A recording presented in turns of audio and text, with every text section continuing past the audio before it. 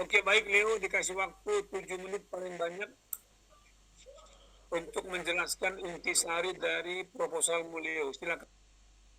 Baik Pak, terima kasih Pak. Di sini saya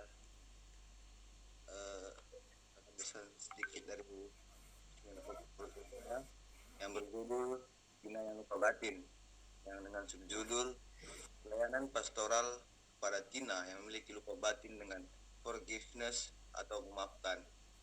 Tentunya kita kita ketahui apa itu luka batin.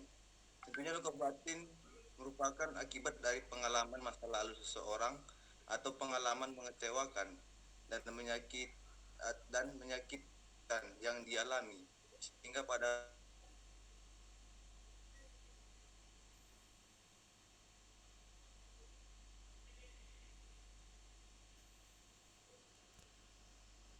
atau pengalaman pahit yang dialami, maka kepahitan dan tertutup serta melaksanakan manifestasi dan sering terjadi. Saya CP ada di masakan manifestasi yang selama 3 kali 4 kali, sering sekali dikarenakan dia tidak mau terbuka kepada semua orang. Dia bersifat orangnya pendiam. Oleh sebab itulah mengapa saya mengangkat dengan forgiveness atau memaafkan. Dengan tindakan inilah saya akan berencana untuk dalam seminar saya. Dia memutuskan tidak membalas dendam atau menghindarinya. Tentunya menurut saya dengan metode ini sang klien saya akan dapat berdamai dengan dirinya dan berdamai dengan samanya, terutama dengan masalah yang dia alami. Terima kasih Pak. Oke, silakan siapa yang duluan, Pak Tony atau Pak Ramli? Saya Pak. Siapa mang duluan? Saya.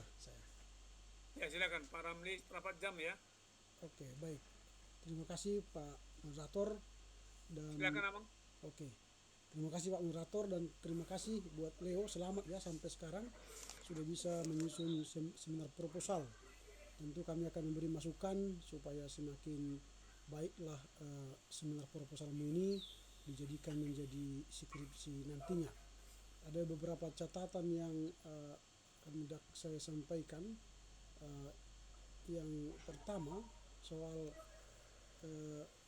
judul ya.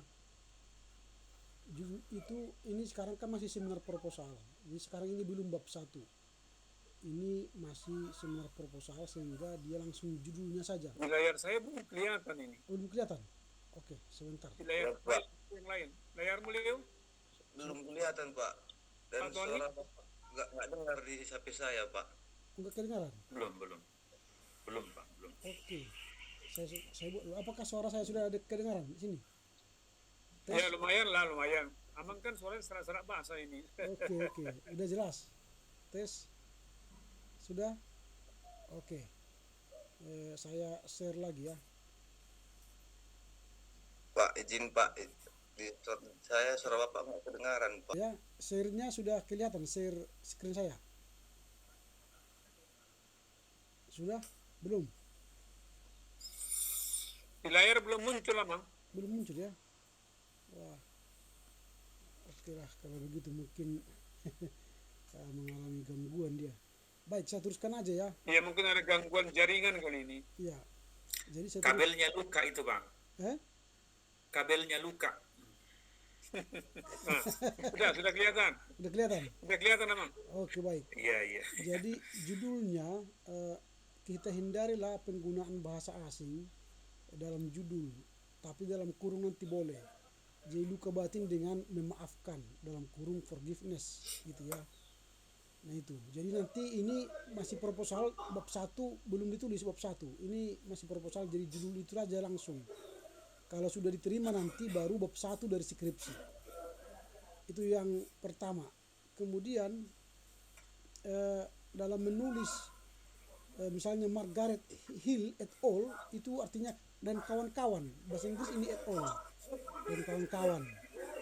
Kemudian nanti dalam penggunaan pengutipan seperti ini harus dihindari, karena ini nanti akan tampak dalam similarity atau plagiarisme. Jadi jangan dilakukan pengutipan seperti ini langsung dari penulisnya, tapi buatlah paraphrase, mengelimatkan ulang dari penulis itu supaya jangan nanti kena similarity. Karena semester ini kita sudah akan menggunakan similarity pada semua skripsi. Nanti di bawah, di atas 20% nanti ditolak lagi skripsinya, akan diperbaiki ulang. Kemudian cara menulis sumber dari jurnal tidak seperti ini. Jadi harus kalau jurnal itu ditulis dengan miring ini setiap jurnal. Nah, caranya nanti saya sudah buat contoh di bawah nanti. Kemudian catatan kaki 3, siapa penulisnya? Harus dicari siapa penulisnya. Cara mengutip dari internet, nama penulis, judul artikel, baru alamat websitenya, baru diakses. Jadi lebih dulu alamat websitenya, baru nanti diakses gitu. Jadi lebih dulu. Nah, kemudian ini tadi sudah saya katakan supaya jangan menggunakan pengutipan seperti ini karena menghindari plagiarisme atau similarity. Nah, kemudian ini contoh cara membuat kutipan dari jurnal. Yang ini ya sudah saya perbaiki ini. Lalu ini harus sama, lurus ya. Kemudian saya masuk pada persoalannya. Dalam latar belakangmu belum tampak bagaimanakah seharusnya orang yang mengalami luka batin. Nah, jadi bagaimana dia seharusnya. Lalu dengan adanya nanti yang seharusnya, baru kamu lihatlah fakta tentang Ibu Tina. Bagaimana dia menghadapi luka batin itu. Dengan adanya nanti perbedaan antara fakta dan seharusnya, maka timbullah jurang masalah. Itulah yang disebut dengan masalah penelitian. Nah, itu yang tidak tampak dalam latar belakangmu ini. Karenanya saya mau tanya dulu kepada Leo, seharusnya orang yang luka batin itu menurut pendekatan pastoral bagaimana? Silakan. Leo. Izin bicara, Pak. Ya, silakan. Di tempat saya suara Bapak nggak kedengaran, Pak. Serius, Pak. Wah, itu ya. Terlalu kecil, Amang, terlalu kecil. Wah, sudah saya maksimalkan ini suaranya. Oke, saya maksimalkan lagi. Nah, apakah sudah kedengaran, Leo? Macet-macet, Pak. Macet-macet ya. Wah, ini sudah saya maksimalkan semua ini. Ini sudah kedengaran atau saya tutup kamera saya dulu ya? Udah lumayan. Sudah kedengaran? Leo, sudah kedengaran? Sudah, Pak, tapi agak hilang-hilang dia, Pak. Bukan handphone yang bermasalah, atau laptop, bukan? Bukan, Pak. Begitu. Iya, ya. Pak. Kalau di Bang Tony bagaimana? Kedengaran? Suara saya? Halo? Sama saya kedengaran, Amang. Kedengaran sama saya. Oh, oke. Bang Tony bagaimana? Kedengaran suaranya? Oh, tidak respon juga. Apakah suara saya sudah kedengaran? Leo, ini sudah saya dekatkan lagi nih. Apakah sudah kedengaran, Leo? Sudah, Pak. Oke, saya ulangi ya. Intinya begini. Dalam latar belakangmu belum kau jelaskan apa sebenarnya yang seharusnya yang dihadapi oleh Ibu Tina sebagai orang yang mengalami luka batin. Seharusnya bagaimana dia menghadapi luka batin. Lalu kenyataannya bagaimana dia menghadapi luka batin itu. Nah, kalau sudah dapat nanti yang seharusnya, lalu ada yang fakta di lapangan yang kau hadapi, itulah jurang penelitian. Itulah masalah penelitian. Nah, seharusnya Ibu Tina secara pendekatan pastoral bagaimana sikap dia? Seharusnya. Silakan, Leo.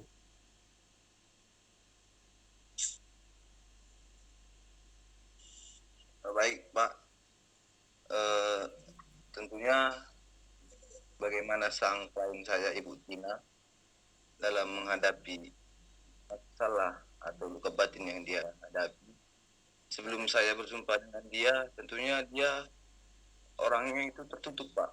Orang itu dikatakan dia di rumah saja setiap hari. Ya, Dari maksudnya pagi gini, sampai Leo, seharusnya dia bagaimana? Itu kan fakta yang kau sebutkan tadi, fakta. Seharusnya dia dalam menerima penyataan luka batin bagaimana?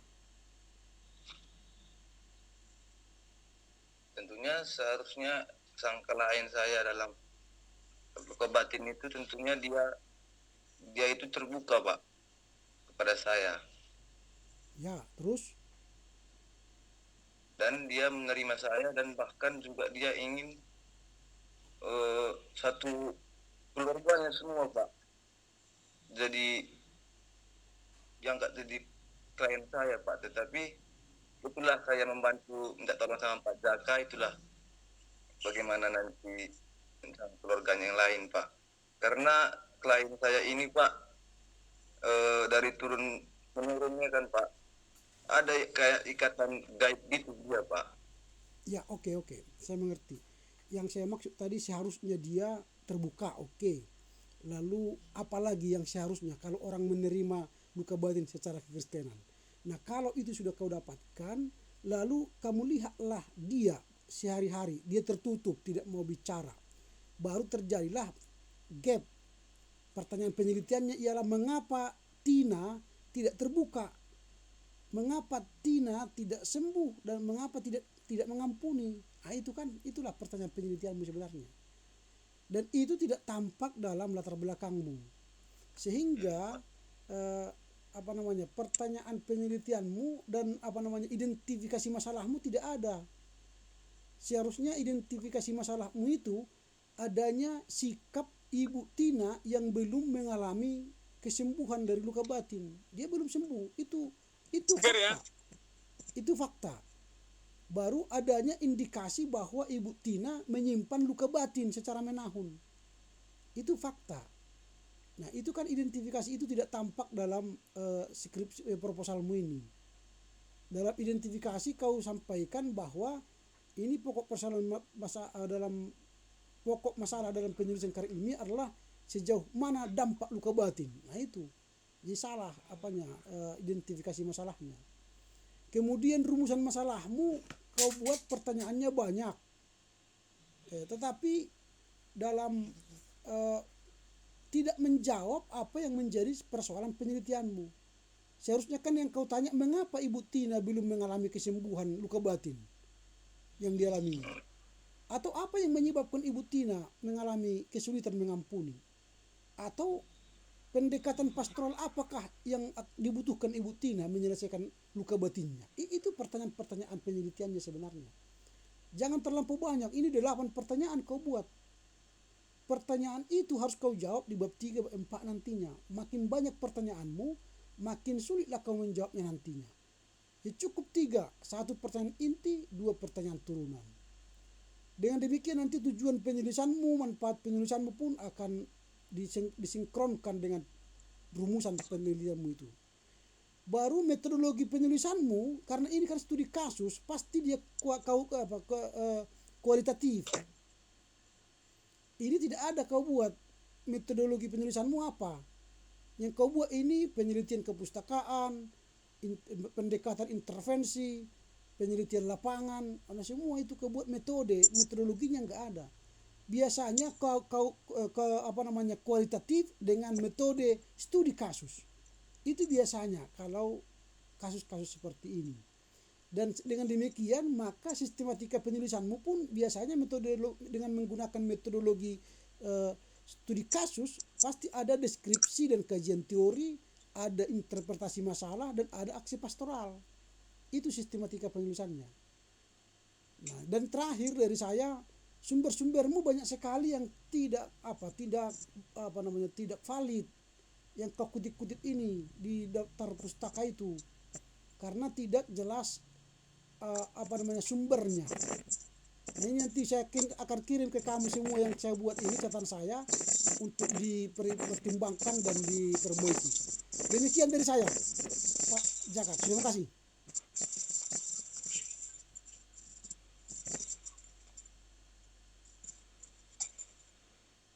Kami kembalikan kepada moderator.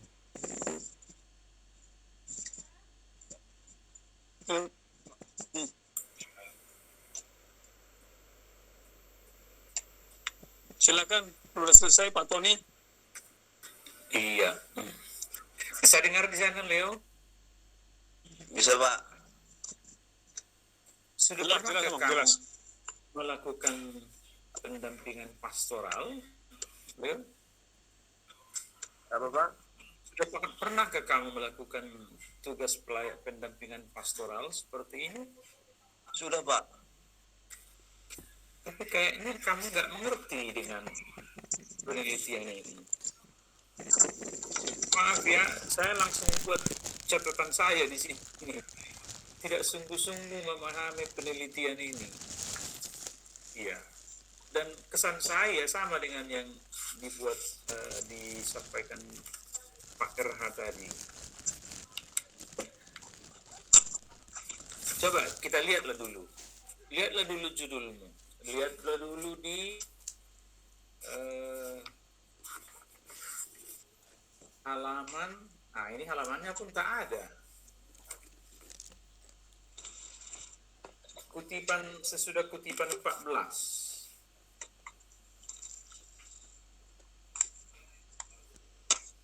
Apa kamu tulis di situ, alinea sesudah kutipan 14? Dari karena begitu pentingnya memaafkan akan sesuatu, maka penulis mengangkat suatu karya ilmiah ini dengan judul Tina yang Luka Batin. Lihat dulu di sampulnya. Sama.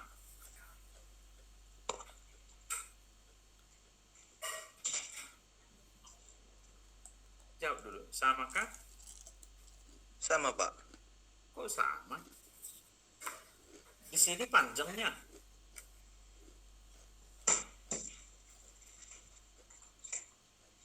Iya kan?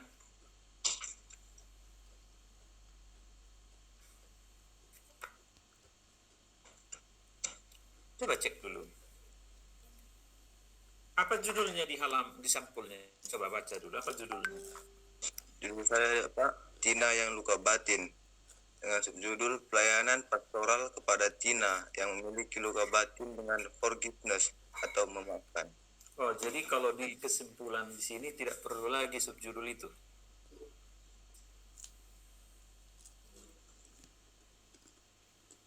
Bagaimana?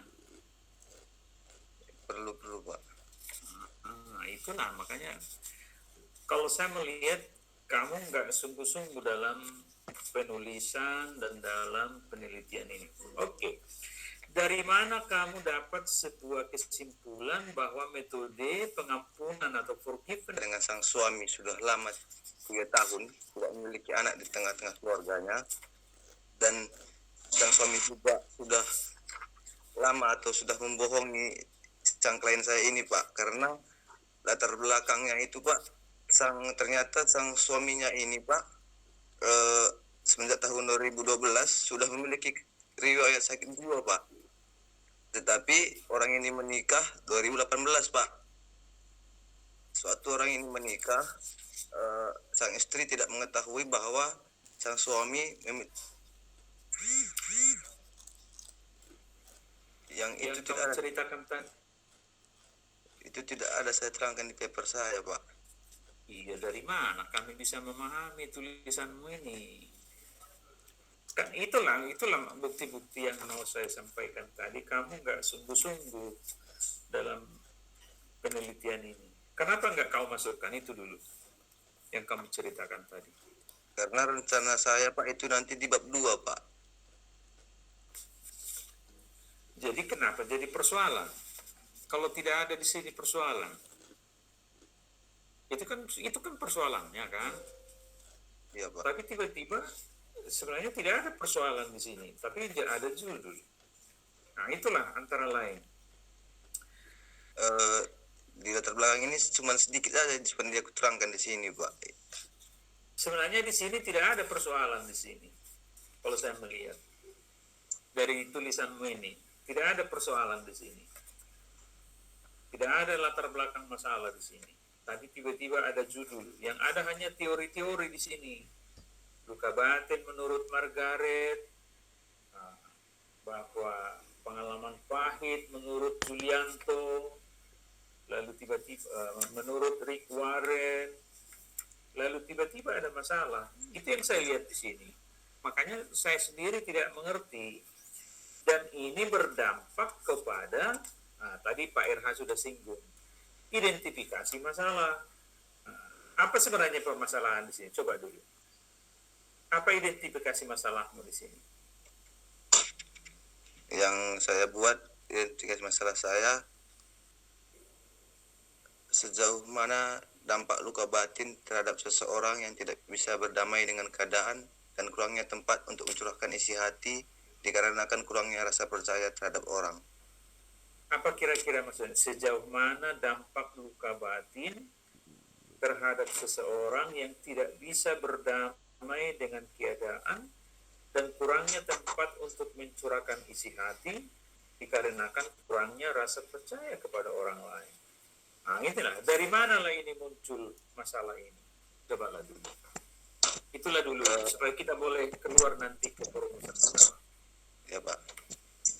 Dari mana saya bisa membuat ini Pak? Karena klien saya ini dia mempunyai masalah atau persoalan dalam hidupnya Pak. Dia lebih merasa menjamkan saja pada dirinya.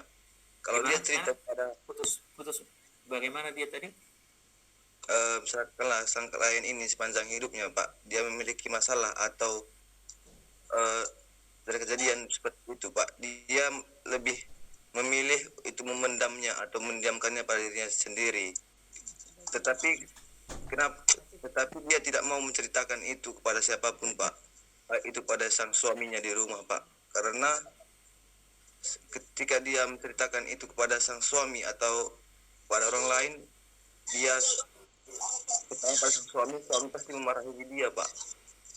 Dan apa kira-kira kejadian-kejadian yang menyakitkan hatinya? Contohnya?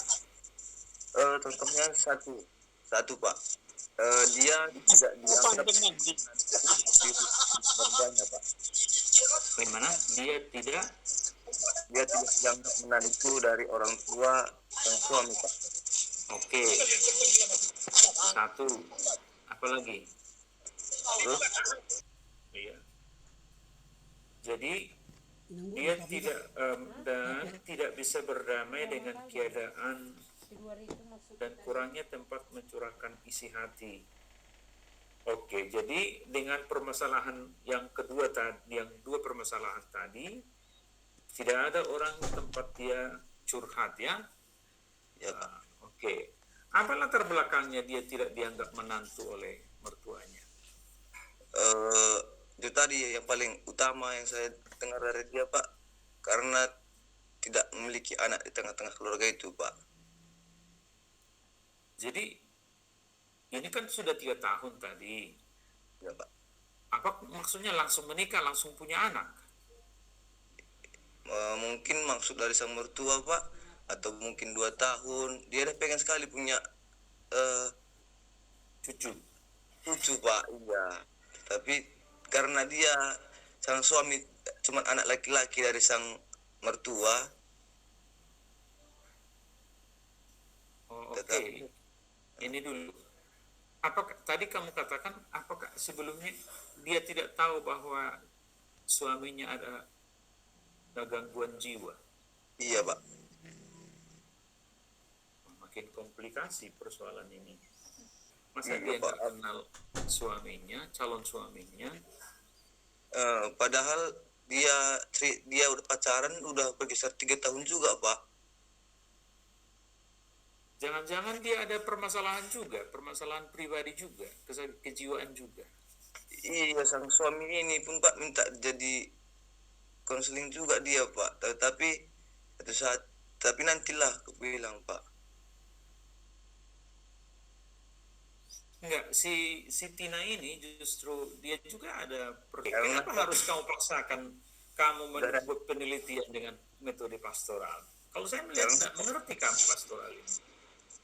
Karena Pak, pada saat saya bertemu dengan sang klien sering Pak, dia sering itu saya menangis kayak gitu Pak. Jadi saya sering membuat hiburan. Oke. Lepas dulu, itu tugas seorang mahasiswa teologi. Kenapa harus kamu paksakan penelitian ini dengan studi kasus pendekatan pastoral? Kenapa tidak biblika atau etika dan lain sebagainya? Coba, bagi saya menarik ini. Karena menurut saya dengan pastoral lah sang klien saya ini bisa berdamai dengan Oke, saya bukan masalah ini. Seolah-olah hanya ini aja tugasmu sebagai seorang teologi ya. Gitu loh. Kenapa tidak datang dengan judul lain dalam membuat penelitian skripsi? Karena dari dulu memang saya suka dengan pastoral Pak. Tapi tidak kamu kuasai kan? Suka, tapi tidak kamu kuasai. Oke, bagi saya di apalah dulu ini, direformulasi lah dulu ini, kan begitu ya. Itu bagi saya. Terima kasih, Leo. Ya Pak. Ini kami semua dosen punya kesan yang sama. Dan saya kenal kamu bukan orang pastoral. Jadi kalau sumpahnya kamu kasih kami makanan, ini bukan hanya setengah matang ini. Dari semua yang diuji pastoral, nah cuman kamu yang menyajikan bahan ini yang seperempat matang ini. Kamu nggak ngerti apa yang kau tulis. Mungkin kamu mengejar target aja ini ya.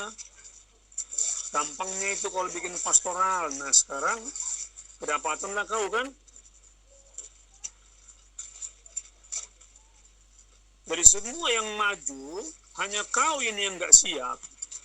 Dan saya kenal kamu bukan orang pastoral. Jadi jangan dipaksa seperti kata Pak Tony tadi itu. Mungkin kejar target supaya masuk proposal. Nah inilah akibatnya kan. Sehingga apa yang Pak Tony usulkan tadi reformulasi memang harus begitu. Nggak ada jalan lain. Kalau orang menulis soal luka batin, dijelaskannya dalam latar belakangnya itu. Apa faktor penyebabnya? Dalam judul mungkin tidak kelihatan itu. Sehingga usulan Pak Tony yang perlu direformulasi kan harus kau lakukan nanti ya. Konsultasi dulu dengan kawan kalau mau bertahan di sini. Konsultasi di penulisannya, bukan hanya judul. Oke Leo ya. Saya nggak usah bertanya karena saya kalau bertanya nggak bisa kau jawab kan.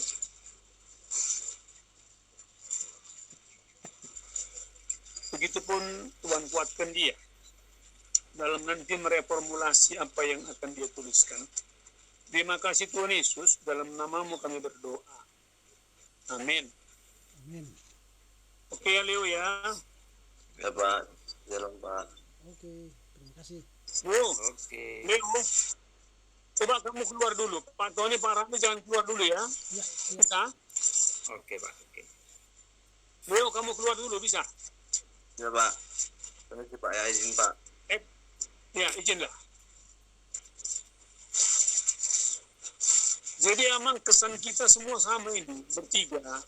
Betul. Memang ini bukan orang pastoral.